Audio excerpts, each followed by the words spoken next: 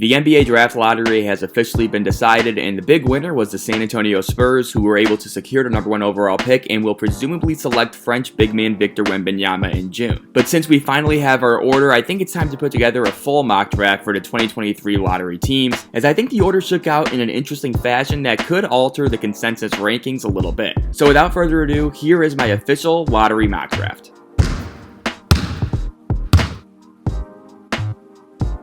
While I do have my own draft rankings, for this exercise I'm going to predict what I think teams will do at each given pick. So for the most part, this mock will ignore my personal rankings and focus more on teams that are drafting and their respective patterns and preferences. So with the first overall pick, the San Antonio Spurs select Victor Wembanyama. No surprise here, as Wembanyama is the far and away best player in the 2023 draft class, and he gives the Spurs a legitimate star to build around after they had a really nice 2022 draft during which they used their 3 first-round picks on Jeremy Sochan, Malachi Branham, and Blake Wesley. Wembanyama will likely be the featured player of a core that already includes promising young guys like Keldon Johnson and Devin Vassell, and with Wemby's game being tailored to make an immediate impact, I doubt the Spurs will be in this position at this time next year. While Scoot Henderson is my clear number 2 prospect in this year's class, the Hornets are in a weird spot here because they have a ball-dominant point guard in LaMelo Ball, who they selected 3rd overall in the 2020 draft. I think his presence opens the door for some potential trades here, but assuming Charlotte stays, I actually have them taking Brandon Miller out of Alabama. Miller is one of the class's best shot makers who offers real size and secondary playmaking ability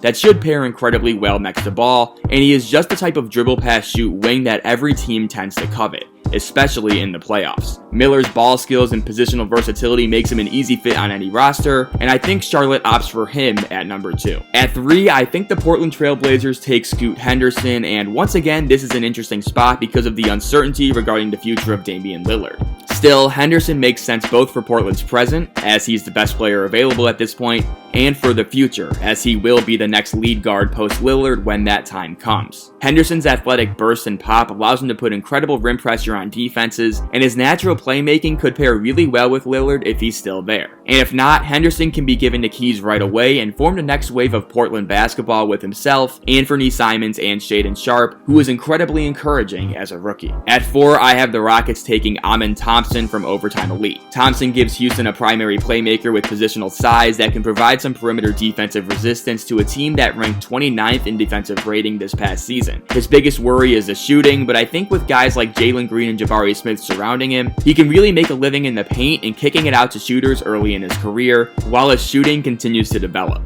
The Pistons got the short end of the stick here as they were tied for the best odds to land the 1st overall pick entering the lottery. Still, at 5, I think there's a ton of talent left on the board, and my guess is that they should be targeting wings here, as their backcourt is set with Cade Cunningham and Jaden Ivey being their 2 previous top 5 picks in 2021 and 2022 respectively. Jalen Duren looks like a promising NBA center, so I have the Pistons taking Villanova's Cam Whitmore here as someone who can knock down open shots and create his own offense thanks to his unique blend of power and burst. Whitmore boasts a compact frame and can attack driving lanes with ferocity, and he also projects well as a solid defender who can hang with bigger players thanks to his strength. The addition of Whitmore gives Cade Cunningham yet another athletic weapon to work with, and I think it's possible that the Pistons could become one of the hardest offenses to contain in the near future. With the Magic having franchise cornerstones Franz Wagner and Paolo Banchero in hand, I think they target someone who can provide auxiliary skills like shooting and defense. And sticking with the Magic philosophy of preferring positional size, I have them selecting UCF's Taylor Hendricks at 6. Hendricks gives Orlando someone who showed real promise as a versatile forward who can either play on the wing or even as a rim runner offensively,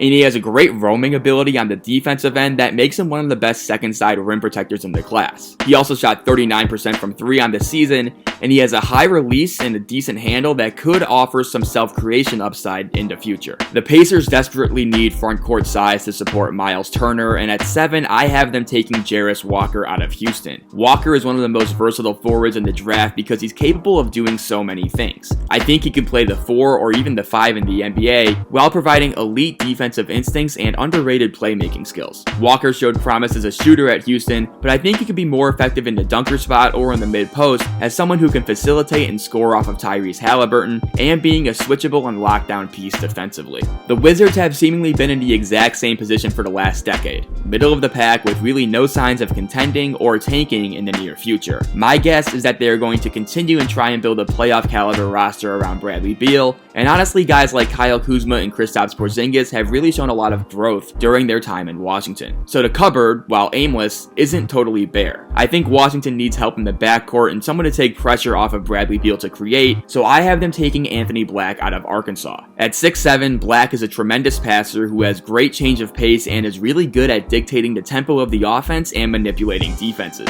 He's also one of the most competitive defenders in the class who can stay in front of guards thanks to his quickness and isn't afraid to battle bigger guys on the block either. He brings a tenacious attitude and incredible basketball intelligence, and he can allow Beal to go back to his natural role as a score-first guard. I have Utah taking Ausar Thompson here at 9, and I think this gives them some much-needed athleticism on the wing in addition to someone who can really be a connective passer early in his career. Thompson did pretty much everything for his overtime elite squad as he averaged 16 points, 7 rebounds, and 6 assists per game this past season. Ausar will immediately be the best athlete on the Jazz, and his overall twitchiness and defensive playmaking will really help a Utah team that ranked in the bottom third of the league in defensive rating. He's the perfect player that can contribute in meaningful ways early, while also offering the all-star upside that Utah is currently looking for. The Mavericks get to keep their pick at 10 after making sure they put themselves into position to do so by tanking the end of the season. As a Bulls fan, I personally respect the move, but anyway, I have the Mavs getting Cason Wallace out of Kentucky here at 10. Wallace is the perfect guard to complement Luka Doncic, as he is a fantastic perimeter defender, can play either guard spot,